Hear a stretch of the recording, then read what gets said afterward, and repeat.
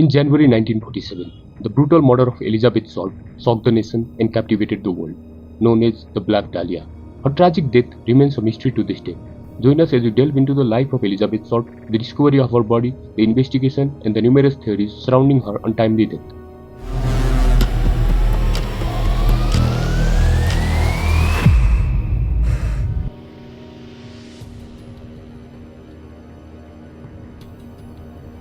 Elizabeth Salt. She was born on July 29, 1924 in Hyde Park, Massachusetts.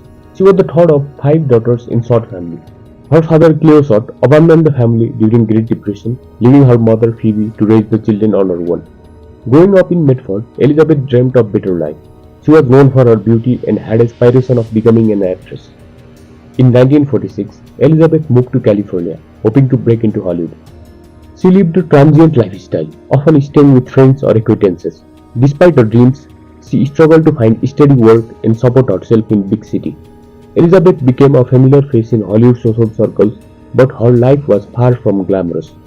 She worked as a waitress and occasionally received money from admirers, but her Hollywood dream remained out of reach.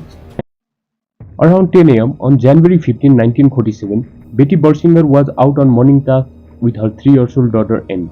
They were heading to the shoe repair store near what's now the Crenshaw neighborhood of Los Angeles. As they walked along Norton Avenue, something caught Betty's eye. I glanced to my right, she later recalled, and saw this very dead white body. My goodness, it was so white. It looked like nothing more than perhaps an artificial model. It was so white and separated in the middle. I was walking from my home, which was on Norton, down to Leimert Park, which is the local shopping center there. And at that time, it was about the time kids were going off to school, riding their bicycles and whatever. And I had to go by this plot that was undeveloped. And as I was walking along, I happened to glance over at my side, and I saw this strange sight. It looked like a mannequin that had been cut in half and was separated and was lying there. And I didn't glance at it too long because I had a little girl with me, and I thought, gosh, as I walked on further, I thought, that just didn't seem right to me. And I thought, I could see these kids with their bicycles, and I thought, maybe it'll scare those kids if they ride to school and see this, so I better, call somebody to come and at least have a look and see what it is. But the thought of a dead person did not enter my mind. I thought it was a mannequin because it was so white. The lifeless body belonged to 22-year-old Elizabeth Salt. She was lying face up, naked, and horrifyingly cut in the half at the waist. Her body was arranged in bizarre pose, eyes open, hands above her head with elbows bent, and legs straight and spread apart. She had been struck on the head, and part of her flesh had been removed. Her mouth was slashed with 3-inch cut at the corners. Despite the gruesome scene, there was no blood. Her body appeared to have been drained and cleaned before being placed in the lot. Second, Betty hurried to a nearby house and called the police, then continued to run. After identifying Elizabeth Salt through her fingerprints with the FBI's help, the LAPD circulated a filer seeking more information. It described Salt as 5 foot 6 inches, 118 pounds, black hair, green eyes, very attractive, bad lower teeth, fingernails chewed too quick. More about her story soon came to light. Originally from Medford, she had moved to Hollywood, perhaps dreaming of stardom. Like many aspiring actresses, she worked as a waitress and cashier, struggling with unemployment while seeking minor acting roles. At the time, newspapers often gave nicknames to murder cases. The press dubbed her the Black Dahlia. Inspired by her preference for sleek black clothing and her striking black hair. The autopsy revealed chilling details about her last moments. Officially, Salt died from hemorrhage and shock. Marks on her leg, wrist, neck, and thigh indicated she had been bound and tortured. The slits at her mouth were made while she was still alive, and she had suffered a concussion from head blows. The precision of cuts suggested someone with surgical skills might be responsible. The gruesome details and Hollywood connection made Salt's murder a sensational story, dominating Los Angeles headlines for a month. The intrigue deepened when, 9 days after the body was discovered, an envelope arrived at Los Angeles Examiner. It contained some of Salt's personal items, her social security card, birth certificate, photos, and address book missing several pages. Everything had been meticulously cleaned of fingerprint with gasoline, and the envelope was addressed using cut-out letters from movie ads. Over time, taunting letters were sent to police and press, signed by someone calling themselves the Black Dahlia Avenger. Numerous suspects emerged during the investigation. It is estimated that hundreds were questioned and cleared. The police contacted about 75 men listed in the address book sent to the examiner. Most had only met Sort briefly, perhaps on a dinner date or at the movies. But things never went further. The FBI also investigated approximately 300 USC medical students, but nothing significant came of it. At one point, fingerprints were found on one of the Dahlia's letters sent to the police. The FBI tried to match these prints but couldn't find a match in their file. Eventually, the case went cold. Many suspects came across while researching the case. The first suspect was Robert Red Manley, a salesman and former army musician. His relationship with Elizabeth Short started about a month before her murder when he noticed her outside a bus station in San Diego and offered her a ride. At first, Short wouldn't speak to Manley, but Manley was persistent and she eventually got into his car. Over the next month, Manley took Short on dates whenever he was in San Diego. When Short's place to stay fell through, she called Manley for help. He picked her up and they stayed platonically in a hotel in Pacific Beach. Manley then drove them both to Los Angeles, where he left her at Biltmore Hotel around 6:30 p.m. on January 9. This was the last known sighting of Short alive, 6 days before her body was discovered. When questioned by the police, Manley insisted on his innocence and willingly took 2 polygraph tests, both of which he passed. In 1954, doctor gave him the sodium pentothal, a so-called truth serum, and again questioned him about the case. Finding no evidence of guilt, Manley died on January 9, 1986, exactly 39 years after he last saw Short. The second theory is that in 1997, on the 50th anniversary of the murder, LA Times interviewed Ralph Astle, the last living detective from the original investigation. Astle believed he had found the murderer within the weeks. He had received tips and description of a man seen near the lot where Short's body was found and a black car spotted around town. Astle found a man matching description whose car had been recently repainted. However, without hard evidence, he couldn't confront his suspect.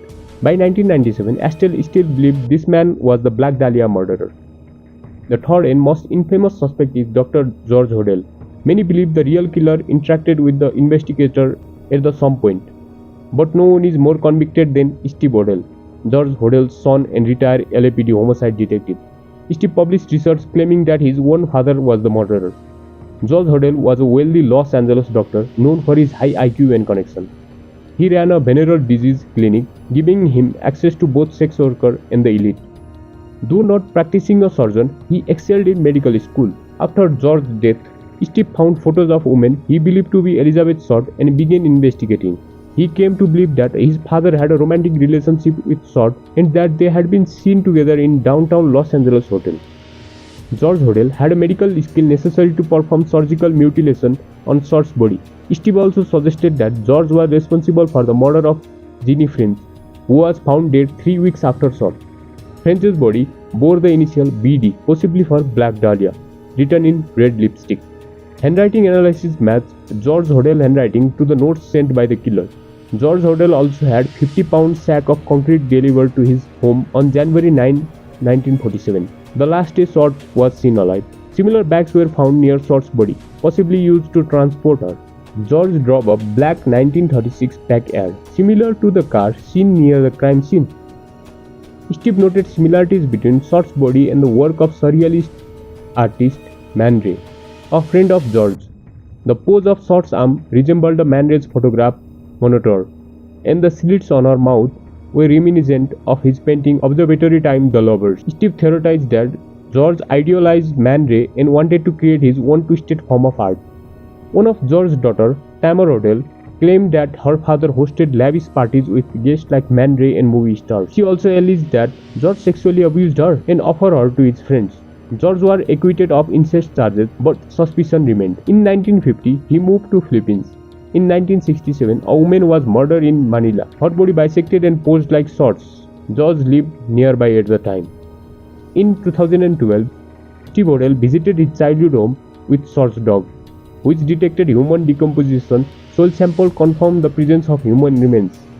LA Times reporter Steve Lopez found that the LAPD had bugged George's home in 1950. Transcript revealed George saying, "Supposing I did kill the Black Dahlia, they couldn't prove it now. They can't talk to my secretary because she is dead." The investigation into George Hodel was abruptly shut down. possibly due to his knowledge of police corruption. The LAPD admits much of physical evidence is missing. Despite doubts about the photographs and handwriting, there is enough suspicion to keep focus on George Odell. After reviewing the case, Stephen K., a veteran prosecutor, believed there was enough evidence to charge George Odell with 2 counts of murder. George Odell returned to the US in 1990 and died in 1991 at the age of 91. Many questions remain unanswered in the Black Dahlia case. Why was Elizabeth Short targeted?